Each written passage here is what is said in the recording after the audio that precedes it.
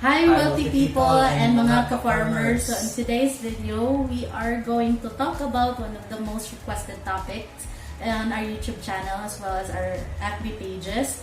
So that's 10 things that you should know before you start your own piggery business in the Philippines. And of course, before we discuss the hot topic, please subscribe to our channel to help us reach 1,000 subscribers before the end of 2021. Like nyo na rin and share this video to your friends. So with all that, let's get started.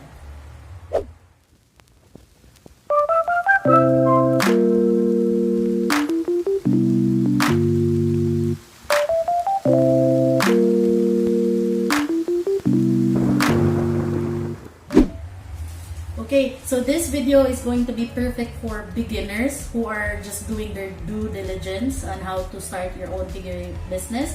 This is also going to be perfect for those very interested sa baboyan business and those who have already started a piggery business but are also looking to how to increase their profits in the baboyan business. So with all that, let's get to the number one thing that you should consider before starting your own piggery business, and that is, may puhunan ka ba? The reason why I put this on the top of the list, it's because you cannot start a piggery business without capital. As few of you know, having or starting a piggery business requires really big amount of cash, because again, you are required to make a pig pen.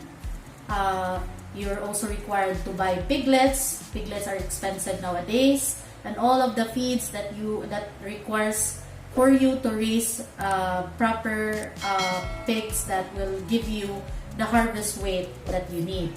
Okay, to add, kung wala talaga kayong cash, meron po mga co-op na nagsusupport sa mga beginners or gusto mag-farm ng pigs. So, pwede kayong mag-loan doon. Right. And if you want us to make videos, separate videos on who are those farms, or businesses or cooperatives or any institutions that lends money for beginner farmers, then we'll be more than happy to do that. We'll just not talk about them in this video because this is entirely made for the beginners out there. Okay? So number 2 on our list is, do you have adequate space and lot? So, necessary po talaga that if you're going to do a piggery business, it requires space. Because, again, just like our farm, every 10 pigs, or let's say individual pig, requires 1.2 square meters. So, if you have 10 pigs, you'll need at least 12 square meters. So, yes. Diba? So, yes. It requires space, and it is like a farming business, and lahat naman siguro ng farming business really requires space. So you have to also put that into consideration when you're starting out or about to start in your business. So, i-add ko lang, adequate siya, hindi lang basta kung saan lugar ka pwede magbaboyan, kasi may nagdudumi po ang baboy.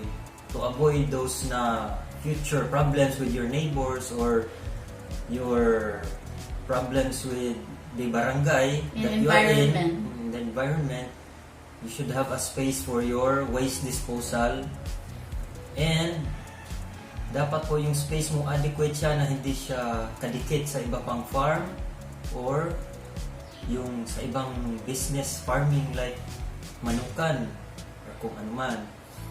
And tsaka yung space na yun is yung sa 1.2 square meters, yun po yung standard namin para po yun sa grower na pigs. Iba po yung spacing pag-breeder.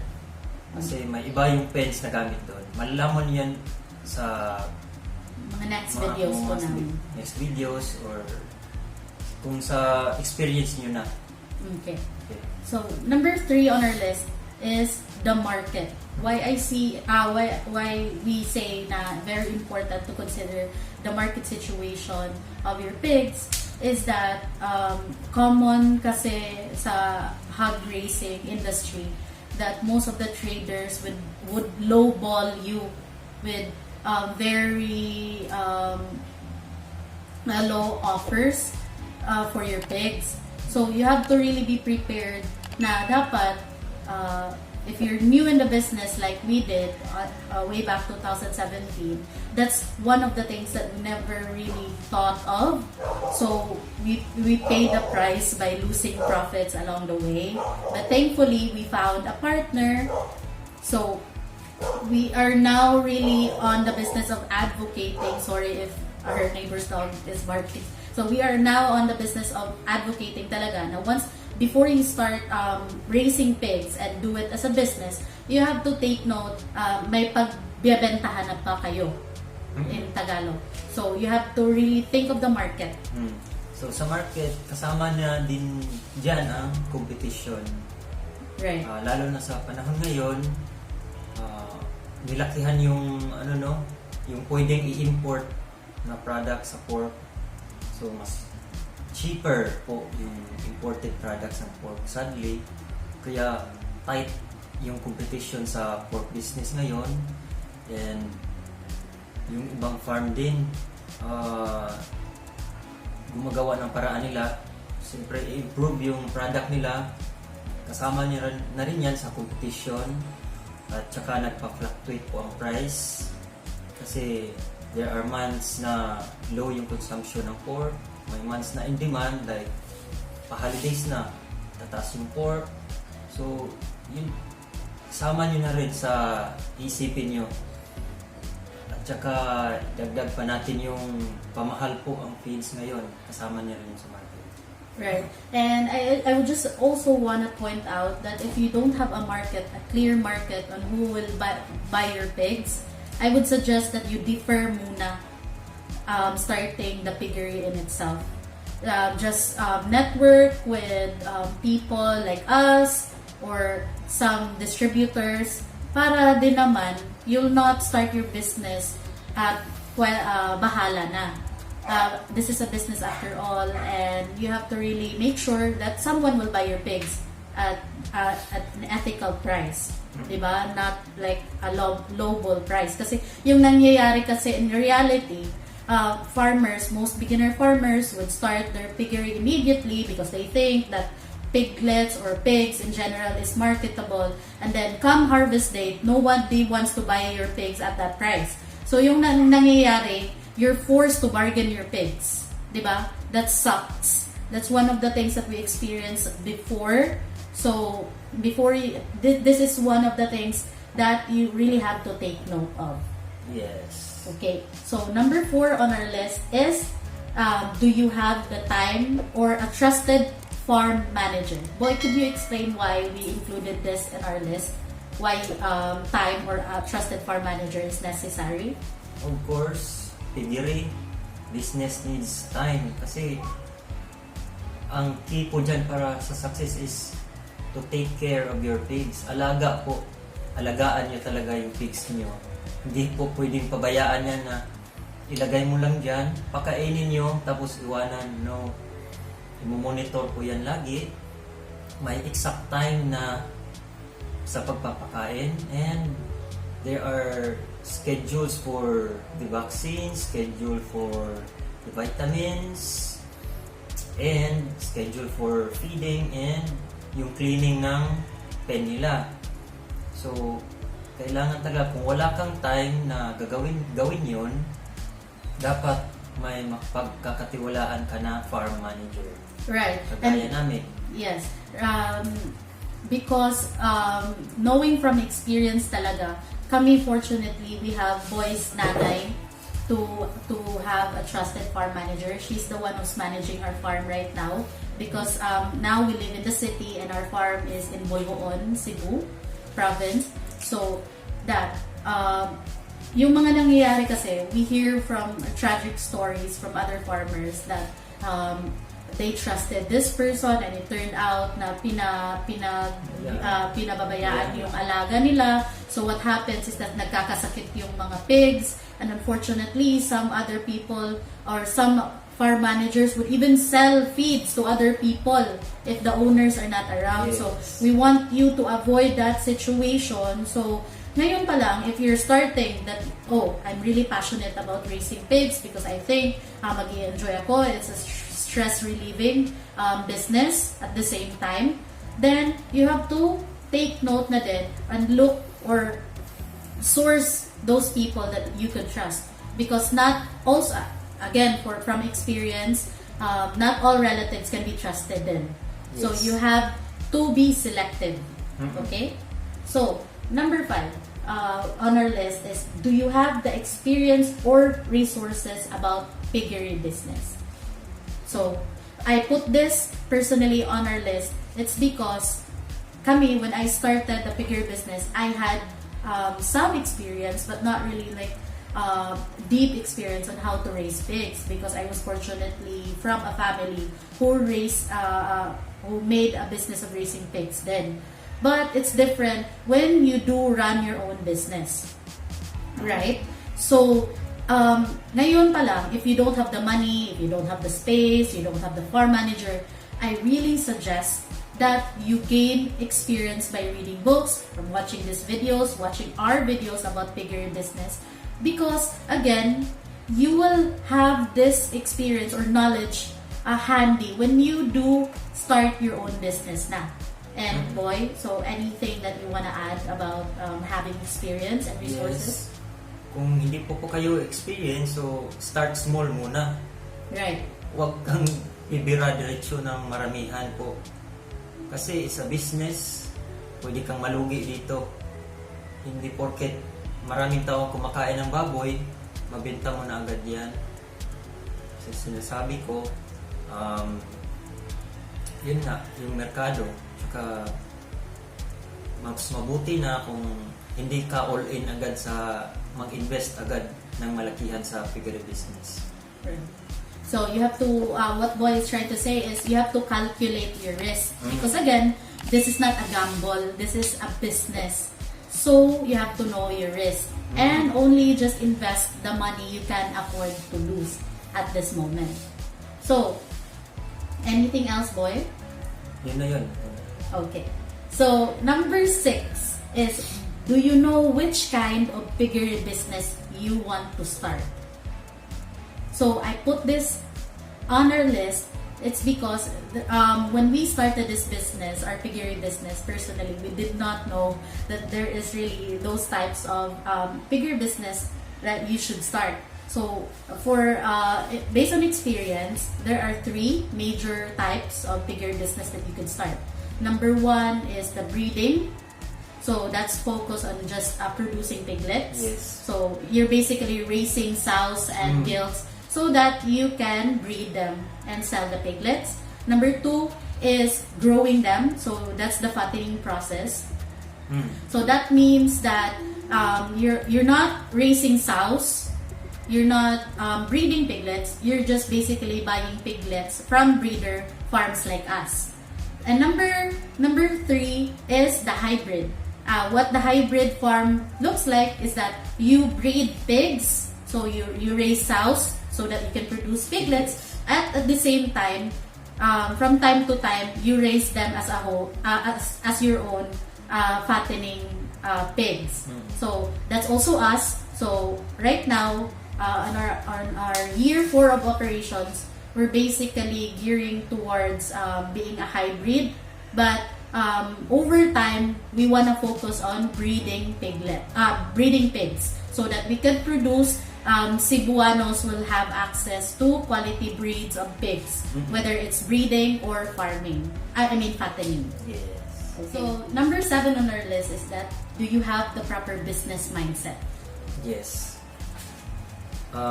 Mindset in business for me is how long you will stay in the game, or how long will you stay in the business.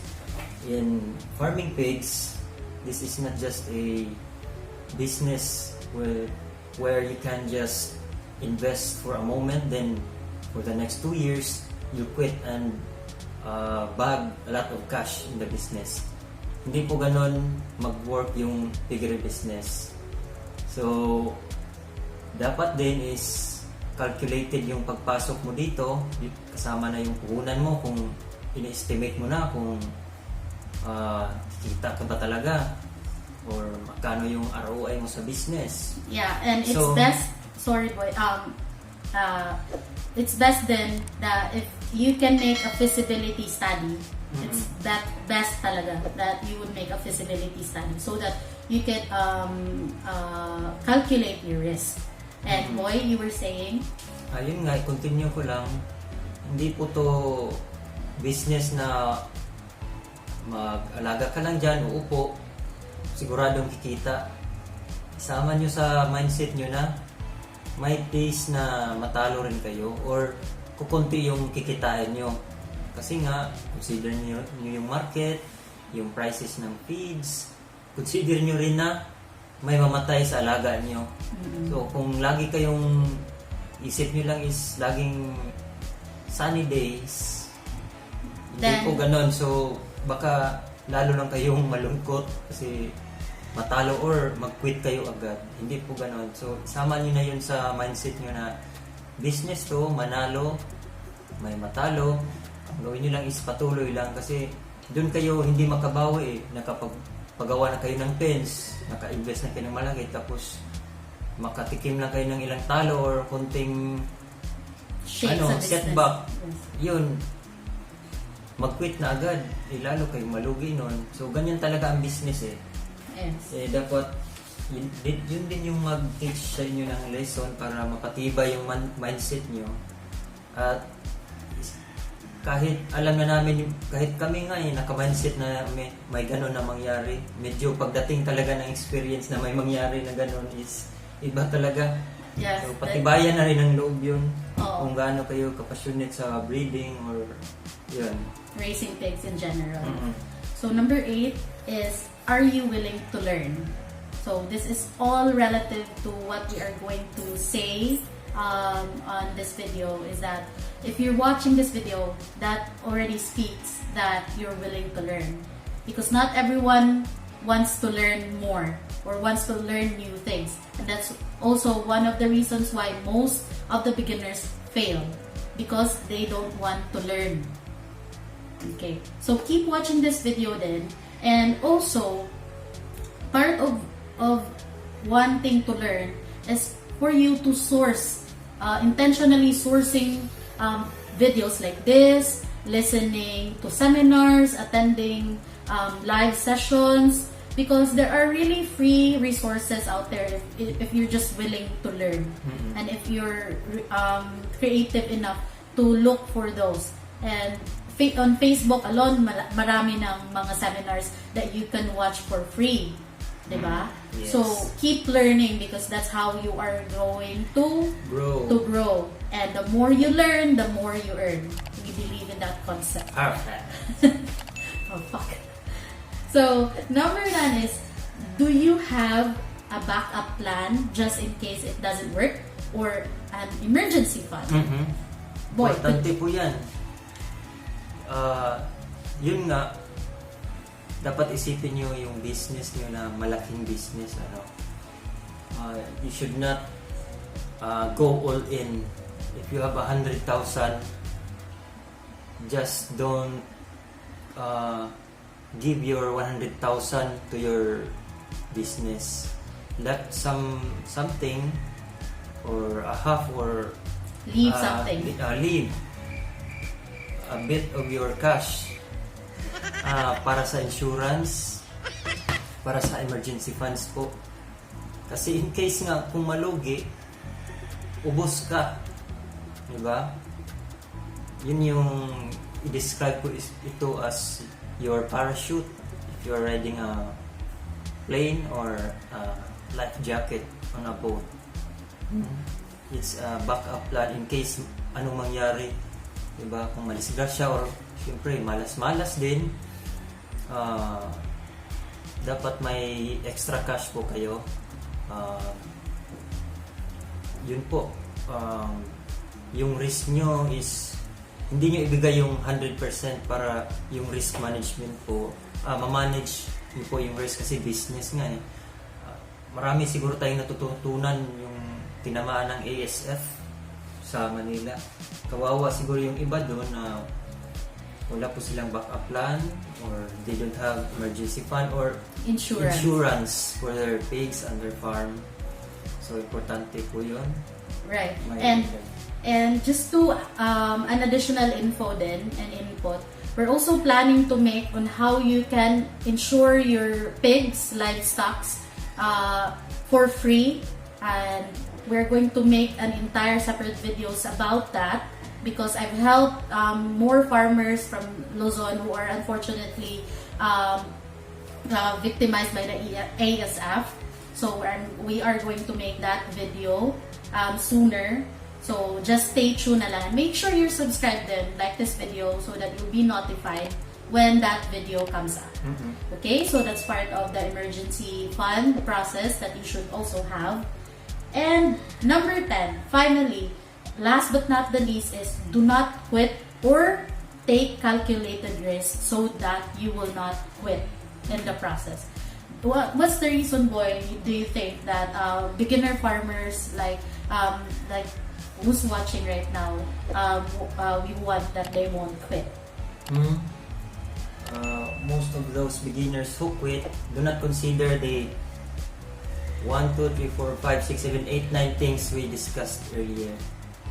So, kung yun ang pinakamalaking impact dun is the mindset. They're not set to endure. So, that's it, guys. I hope lucky people, you've learned, mga ka-farmers, you've learned a lot from these videos. And if you're a beginner like we used to be, don't get discouraged. Just make sure you take note everything that we've said so far. And as always remember that you can be wealthy too. See you in the next one.